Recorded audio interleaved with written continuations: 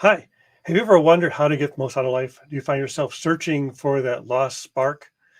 This show will help you find that missing piece and take learning how to take that leap and living an inspired life. Our guest today is Eric Feinendegen, author of The FEIN-er Things.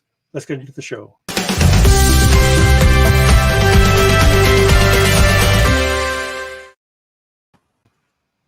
Hi, Eric. Bruce, good morning. How are you? Morning. So it's been over a year since you've last been on the show. Yes. I was beginning to think, Bruce, that you were never going to ask me back. So I think it is you're great one of to the be my more popular guests because last time you were on, we were talking about publicly speaking, and we are That's right. talking about your professional speaking persona. But today you're on as a different persona, the author of The FEIN-er Things. That is correct. Specifically, a 52-week guide, there it is, to living an inspired life. Yes, the book was still in the process of being written the last time we had our conversation. So I want to thank you again, Bruce, for having me on. We had a lot of fun the last time, and I expect we'll have just as much, if not more, today. So, can I kind of give our audience an idea of what we're talking about? We put together a trailer. Actually, I didn't put the trailer. My partner put together a trailer for you, which you said you love. And so here is a shortened version of that trailer. Have you ever wondered how to get more out of life? Do you find yourself searching for that lost spark? If so, then The FEIN-er Things, a 52-week guide to living an inspired life. Break through your barriers. Plan, prosper, and fulfill your potential. Unexpected possibilities await. The time is now. Take that leap and start living an inspired life. Order your copy today. There you go. Excellent. And Bruce, I want to add, you mentioned that your partner and you worked on this together. I will give you a quick plug because I have never been happier working with two individuals on a project in my entire life. Just so the audience knows, Chicago Edits worked on this with Bruce Himmelblau, and I said I needed this yesterday. They were able to turn around a video with voiceovers, pictures, video, in less than 2 days to help me with my book launch, and couldn't be more grateful. So thank you so much. I truly appreciate it, Bruce. Thank you. Thanks for. You're excellent. Let's talk about the book and how people can. So we're going to take your entire 52-week process and drill it down into 30 minutes, right? Yeah, we're going to attempt to do so. We'll have to speak pretty fast, but I'm always up for the challenge. So you identify a number of barriers to break through, as we saw in the trailer. What is really the first barrier that people find, or that you find that people having trouble with? Sure. Well, I think the biggest barrier that people have is themselves. Growing up, Bruce, I had a lot of self-doubt. I had that negative inner voice, which I know a lot of people have, that kept telling me you can't do it. Either you're not worthy, or you don't have the right background, you don't have the right people, you're not from the right family, you don't look like the right person who can be successful and have fulfillment in his or her life. So I think one of the biggest barriers is right here. We carry the weight of the world a lot of times, not on our shoulders, but in our mind. So what I talk about in the book is how to silence your inner voice. What you can do to get past that barrier that many times is self-imposed. I also want to share that a barrier that a lot of people have is the concept that we have to be perfect. When we have the opportunity to go onto social media, we see all these perfect individuals, these filtered photos. We see the finished product. But what we don't see is the story behind the glory. We don't see the struggle. We don't see the warts and the scabs and the sleepless nights. So what I encourage people to do when it comes to breaking through barriers is first, don't focus on perfection. Focus on progress. You know, the Kaizen method, which I talk about in the book, just be 1% better each and every day. What can you do to put that 1 foot forward every morning to get started? And in the introduction of my book, Bruce, and I'm so glad that you started with this question, you know, people ask me all the time, Eric, what do you mean when you say live an inspired life? Well, I answer that in two ways. Well, the opposite of living an inspired life is operating in a state of inertia, which is literally allowing life to come to you rather than you going to life. So living an inspired life to me is growth. It's expanding ourselves, expanding our influence in the world by continuing to put ourselves out there, to take risks and take chances. So kind of a long-winded answer to that first question, but I would say this: to overcome your barrier, take chances, take risks. Focus on the starting line rather than the finishing line. And that is chapter number 1 in my book. Yeah, because what was the saying? A journey of 1,000 miles starts with one step. That is correct. And, you know, we get overwhelmed. You know, life is just, it's continuing to get faster and faster in all of us, regardless of where you're at in life. We're getting bombarded with responsibilities. Obviously, we're dealing with the pandemic and the virus. Things can get complicated fast, and we can get overwhelmed. So we take a step back, focus on doing just one thing. I don't care if it's doing those 10 push-ups in the morning. Great. Well, now you have that done. You have some momentum. You're in a state of activity, and you carry that activity toward the next thing, toward the next thing. Everything builds, and before you know it, by the end of the day, you've put in a great day, and you have that feeling of accomplishment, that winning feeling, and that winning feeling will carry itself over and over and over.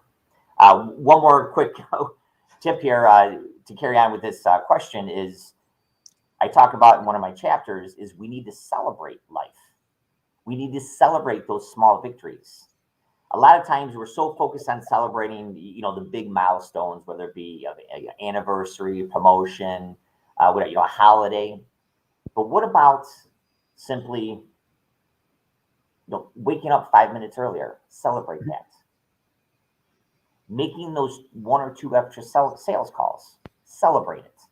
Get that winning feeling going and carry that momentum throughout your day. Yep. So Brittany has a comment that she's reading the book currently. And so if you have any questions for Eric, since you're reading the book, now here's your chance to actually talk back to the author and ask the author a question. So if you have any questions here, definitely post them in the comments, whether you're watching this live or on the replay, and we'll get back to you. So if you have it. So again, we've heard of a lot of motivational speakers, everybody from, I want to say Tim Robbins, but it's not Tim Robbins. Tony Robbins. Tony Robbins. And yesterday I was doing a show with Steve Rizzo, and his guest was Pat Hazel. And the same kind of discussion came up, which was, are you passive or aggressive on your activity? And again, do you let life happen to you, or are you influencing your own life? And that's really where this book comes in. You're absolutely correct. We need to take personal responsibility for where we are at in our life and where we are going. And I think what's interesting is a lot of people live in the depths of regret, meaning they live in the past, right? And I'm guilty of it. Anything I talk about in the book, I am guilty of it. I have lived with the regret and the weight of my mistakes. You know, I have tried to change the past. And as we know, how's that working for us, right? Yep. So what we need to do is not necessarily forget about it, because that's where our lessons come in, right? You know, we gain a great experience by, our negative experiences. That's how we learn. Right. And again, I think I did one post a while back where it's better to learn from others' mistakes rather than your own. Although you do learn more from your failures than your successes, because okay, that went fine, and then you just don't think about it. But if things go wrong, okay, how can I improve on that? How can I fix that? Absolutely. To me, success is not the best teacher. Failure is, because it exposes our truth. It exposes the areas that we need to improve upon. And that's why I implore people in the book to continue to up your game, to continue to challenge yourself, and to continue to develop new skill sets. So I want to share with you, Bruce, I do a lot of consulting in the business environment, and, people come to me with different questions, and, right now we're dealing with the labor shortage and things like that. People looking for different jobs. They're looking to find new careers and reinvent themselves, which I think is great. But in order to do that, we need to continue to learn new skill sets. For example, the top 10 in-demand jobs right now were not even in existence a decade ago. Now think about that. If you are not continually challenging yourself, developing new skills, unfortunately, we're going to become out of date. So it's a matter of, we don't even have a choice. If we want to stay relevant, if we want to stay inspired, and if we want to continue to add value to our own lives and the lives of others, we have no choice but to continue to develop and grow and change as the world is changing. But that did strike me about the jobs. Top 10 in-demand jobs weren't even in existence a decade ago. Yeah, I remember back in maybe 2000, the title webmaster became popular. Yes. And so everybody started learning how to design websites. Yeah. And now it's it is solar energy, and these EV electric vehicles are becoming more popular. Right. And so basically, if you're an auto mechanic, sure, 99% of the cars out there are running on gas, but that 1% is an open market. Right. And companies like Tesla are hiring because there are few people who can do that right now. Yeah, Tesla's a great example, Bruce. Innovation is the name of the game. If you can be a disruptor in an industry, the world is your oyster. And, there's a number of examples in the business environment, Tesla being probably one of the best examples, where you disrupt, go out there, innovate, disrupt. Uber is another great example. Amazon, right? We used to go to the stores. Now the stores come to us. Yep. And that's just the way it is. And again, if we are not constantly innovating, finding new ways to stay up to date and upping our game, unfortunately, we may miss a lot of opportunities and regret it doing so. So let's say I am an accountant, and I know accounting, and I'm great at accounting, but I'm not happy being an accountant. Accounting is not going away. So and a lot of times people are making good livings at what they're doing, and they're not enjoying what they're doing entirely. He's saying, if you love what you do, you never actually work a day in your life because you don't feel that it's work. But a lot of people can't change their jobs on a whim. They've got responsibilities. And how does one start? Does one start with your book and kind of have that interest that kind of grows? Yes. So the question is, where do we start with your book, and how does that help?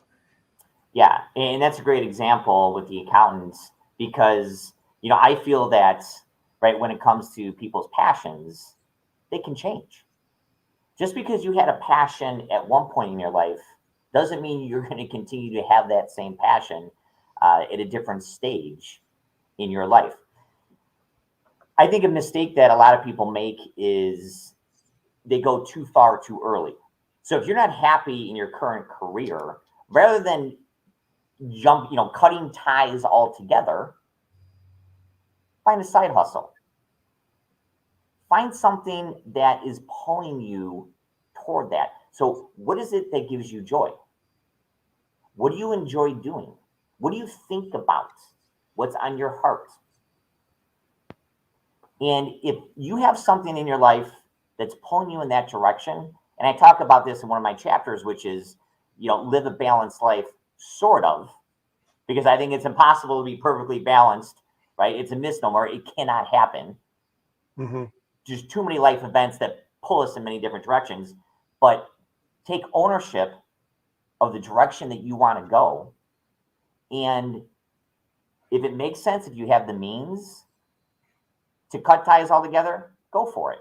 If it doesn't make sense, well, again, start that side hustle. Explore different opportunities. Get around people that make you feel invigorated. And that's a big theme in my book, which is getting around the people that are going to inject energy in you, not remove it. Yep. Avoiding toxic people, toxic environments, toxic influences is probably the number one thing that your listeners, Bruce, can do to help them take that first step to living that inspired life, to finding the joy in their life.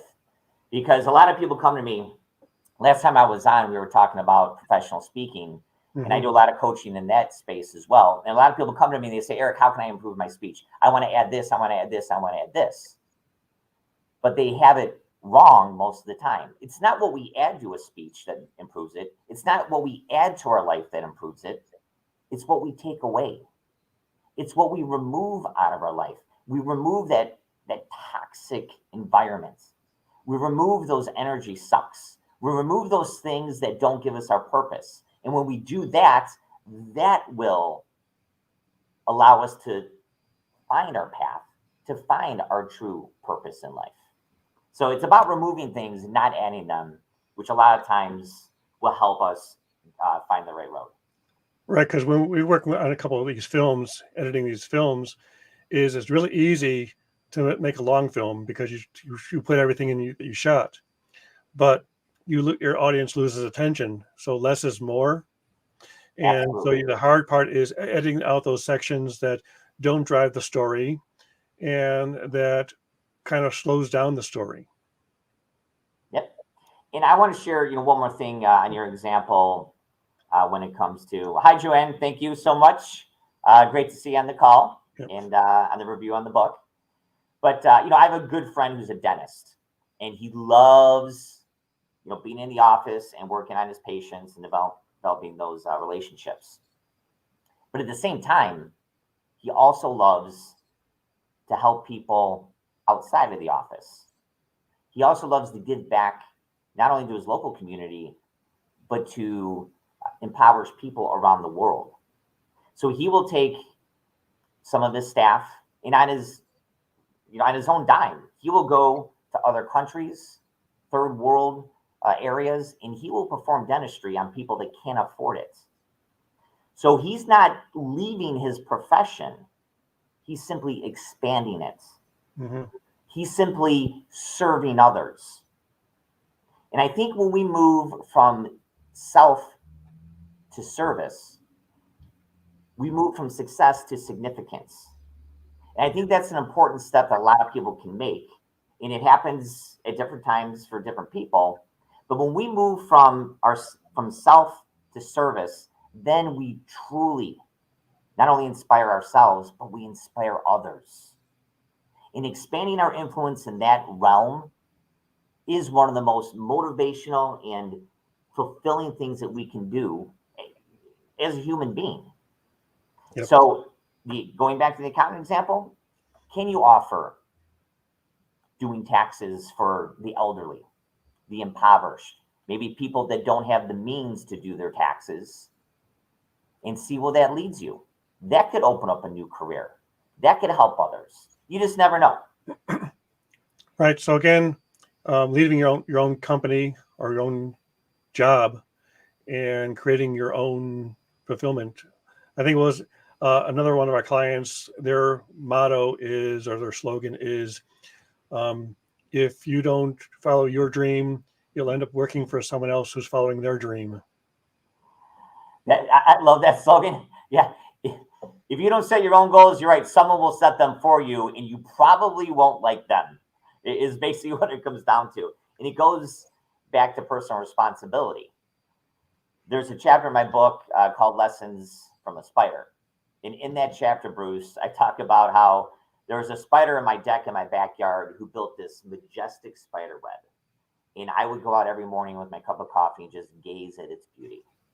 But then one day when I was raking leaves, I bumped into it and I wrecked the whole thing. I felt terrible.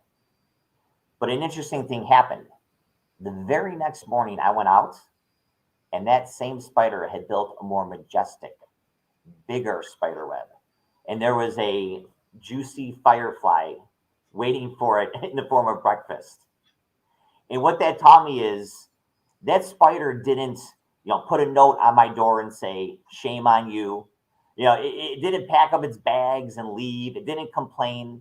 It took responsibility. It went to work. It did what it had to do to build the lifestyle that it wanted. It's kind of a whimsical example, but a strong example of how we can take personal responsibility in our own lives. And don't let outside influences guide us in a direction that may not benefit us. And also, I think we talked about it in your first interview, where the number one fear in most people is public speaking, and the number two fear is death. So how do you break through those barriers, those fears? Because most of it is a fear of the unknown. And until you actually do it, do you find someone else who's been there before? Or do you just drive blindly and hopefully you'll hit something or not hit something? Yeah, great topic. And the joke is you'd rather be the person in the casket than the guy giving the eulogy, when it comes to public speaking, right? I don't know if I believe that, but it does prove a point. I'm glad you brought up the topic of fear because that is something that has controlled me in the past. And I know it's controlled probably everybody that's listening to this call right now. Fear to me is the number one cause of anxiety, stress, depression, and it has to be tamed and it has to be confronted. I look at fear as the schoolyard bully. If we run from the things that we're afraid of, fear will continue to find you. It will continue to haunt you. It will control your life and force you down a path you do not want to go. So what do we do with the schoolyard bully? There does come a time where we have to confront that bully. And there are ways to do that. If you have an irrational fear, professional help and therapy is something that I recommend. But many times when it's not that extreme, we need to continually expose ourselves to that fear. People that have a fear of flying, educate yourself. Take that unknown away from the equation. Get on that airplane over and over and over again. I talk about how I had a fear of public speaking, and I would avoid that until it came a point in my career where I couldn't run anymore. I had to get up and give presentations if I wanted to continue to keep my job. So I joined an organization called Toastmasters, and I continually exposed myself to my fear. And that is the best way to overcome any fear is exposure. The more you are exposed to what it is that you fear, the more you will overcome that. And an interesting thing happened, Bruce, is, what was a problem for me turned into my passion. I used to not be able to speak. Now you can't shut me up when I get on stage. Just last night, I was out at Harper College. I spoke for an hour and 15 minutes. They had to take me off the stage. It is my number one joy. It is my number one passion, but it used to control me. And I was bound by those chains. So if you are dealing with an anxiety, a fear, a trepidation, if it's extreme, don't go it alone. Get help, talk to people. But if it's a fear that you can confront on your own, you must do that. Do the thing that you fear. I love what Paul Martinelli says. Do the thing and you will have the power to do the thing. Jump in that water. I promise you, you will learn how to swim. Sometimes we need just to have faith in ourselves, have faith in our ability, because we've gotten to this point in our life, right? We know how to get here. Facing our fears will get us there. I'm so glad you brought that up. Yep. And so here you are on stage. This is the international competition? This is the international speech competition. Back in 2018, I had outspoken 35,000 contestants, Bruce, from all around the world, from 146 countries. And here I am delivering a speech in front of 3,000 people with a chance to become world champion of public speaking. And when I look at this, right, I go back to 17 years ago when I could barely stand up and say my own name. And now what I want to impart on your audience is a lot of people see this finished product, but what they don't see is the process that goes into the finished product. Another chapter in my book. Yeah, I love that one comment. Yeah, I love one comment we spoke last time where when people come up and do a presentation or a speech and they wing it, and so basically this ties into your book as well, taking that first step in preparing for something, and it is a process, and you can't do it you can't just jump up on stage and do an international competition. That is correct. So, so people, they come to me all the time and they say, oh, Eric, you're such a natural. Oh my God, it couldn't be any farther from the truth. Again, they see that finished package. They don't see the 200 rehearsals live that I did to prepare for that. They don't see the 12 to 15 months that I put in to prepare a 7.5-minute speech. They don't see me working with 5 different coaches, a body language coach, speech coach, humor coach, thinking coach, vocal coach. They don't see the 29 different rewrites that I went through for a 7.5-minute speech. That's the process. But Bruce, that is just an analogy to life. Yep. If we want great relationships, it requires work. If you want to have a great career, it requires the work and the process. If you want great health, we must commit to daily physical activity. And that's the thing. We live in a need it now society. Yep. I think what we're getting away from is that commitment to the process, that commitment to the daily sacrifice that it takes to achieve our goals. So thank you for bringing that up, because it's a great example of what it takes. And that's just public speaking, but that same process can be applied to every single area of our life. So once again, we have your blog and your website, which is the FEIN-er Things. That is correct. Which is inspire2empower.net. That is, thank you. And then you can actually get to your book on that as well, correct? Yeah, if you go to the homepage, there should be, if you scroll down just a little bit, should be a picture of the book. There it is. And there should be a link if you would like to purchase a copy. That would be fantastic. And if I see you in person, just come up to me. I'd be more than happy to sign it. And, another shameless request here. A chapter of my book is, ask and you shall receive. If you'd like to give me a positive review on Amazon, I'll ask that you do so. I would not hold it against you, but thank you so much. Excellent. So, inspiretoempower.net if you're looking for the book, or if you're looking for a fantastic keynote speaker. Do you have a topic of, actually right now, I guess your topic would be leading an inspired life, the FEIN-er Things, a 52-week guide. Kind of like, I guess the actual title is The FEIN-er Things, a 52-week guide to living an inspired life. That is correct, Bruce. And it's written for every person. Doesn't matter your nationality, creed, gender, ethnicity, whatever it may be. The principles are universal. So if you're looking for that spark that may have diminished, or simply to get more out of life, I do truly think that this book can help you.